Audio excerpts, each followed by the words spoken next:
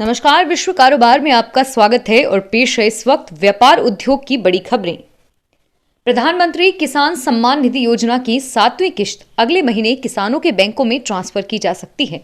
PM Modi की इस योजना से लाखों किसानों को फायदा पहुंचा है और अब तक इस स्कीम की 6 किश्तें किसानों के खातों में ट्रांसफर हो चुकी है। उम्मीद की जा रही है कि 7वीं किश्त के 2000 रुपए दिसंबर 2020 के पहले हफ्ते में किसानों के खातों में डाले जा सकते हैं। इंजीनियरिंग कंपनी लार्सन एंड ट्रूबो ने कोविड-19 की पाबंदियों के बाद भी इसरो को गगनयान मिशन के बूस्टर प्रणाली का पहला पुर्जा बनाकर समय से पहले दे दिया है। कंपनी ने मंगलवार को इसकी जानकारी दी।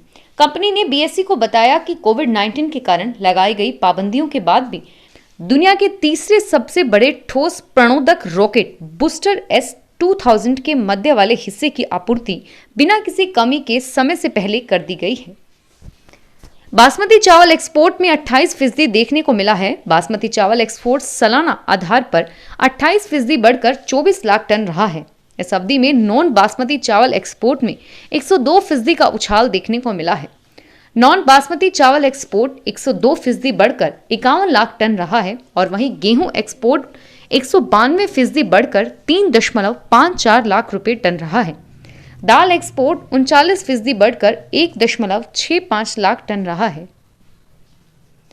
सोने चांदी की कीमतों पर आज दबाव देखने को मिल रहा है। कोरोना वैक्सीन को लेकर पॉजिटिव खबरों से कीमतों में कमजोरी है, लेकिन डॉलर में गिरावट से कीमतों को निचले स्तर पर सपोर्ट मिल रहा है। हालांकि बाजार में सोने की डिमांड में रिकवरी देखने को मिल रही है। खासकर ज्वेलरी डिमांड में सुधार आया है।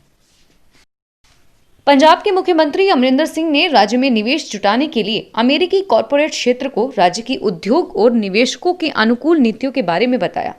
उन्होंने मंगलवार को अमेरिका पंजाब निवेशक गोलमेज सम्मेलन 2020 को वीडियो कॉन्फ्रेंस के जरिए संबोधित करते हुए कहा कि कोविड-19 महामारी के कारण कई महीनों तक लागू लॉकडाउन के बाद पंजाब की अर्थव्यवस्था पटरी पर आ रही है। प्रवासी मजदूर वापस लौटने लगे हैं और उद्योग अपने पैरों पर खड़े हो गए हैं। अमेरिका और यूरोप में कोरोना वायरस के बढ़ते मामलों के बीच रुपया बुधवार को शुरुआती कारोबार के दौरान अमेरिकी डॉलर के मुकाबले स्थिर खुला और इसके बाद एक सीमित दायरे में रहा। अंतरबैंक विदेशी मुद्रा बाजार में रुपया अमेरिकी डॉलर के मुकाबले 74.49 पर खुला और बढ़त दर्ज करते हुए 74.44 के स्तर पर आ गया। उतार चढ़ाव भरे कारोबार में रुपया गिरावट दर्ज करते हुए 74.52 के स्तर पर भी पहुंचा। ओडिशा सरकार ने 464.72 करोड़ रुपए के 4 निवेश प्रस्तावों को सैद्धांतिक मंजूरी दी है।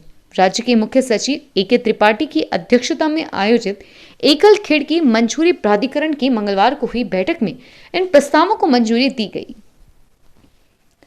देश के प्रमुख शेयर बाजारों में बुधवार को शुरुआती कारोबार के दौरान वित्तीय शेयरों की अगुवाई में तेजी का रुख देखने को मिला और प्रमुख शेयर सूचकांक सेंसेक्स पहली बार 44,000 के स्तर को पार कर गया। विदेशी कोषों की आवक जारी रहने और दूसरे एशियाई बाजारों से सकारात्मक संकेत मिलने से बाजार को बल मिला है। फिलहाल इस बुलेटिन में इतना ही और फिर हाजिर होंगे तमाम बड़ी खबरों के साथ।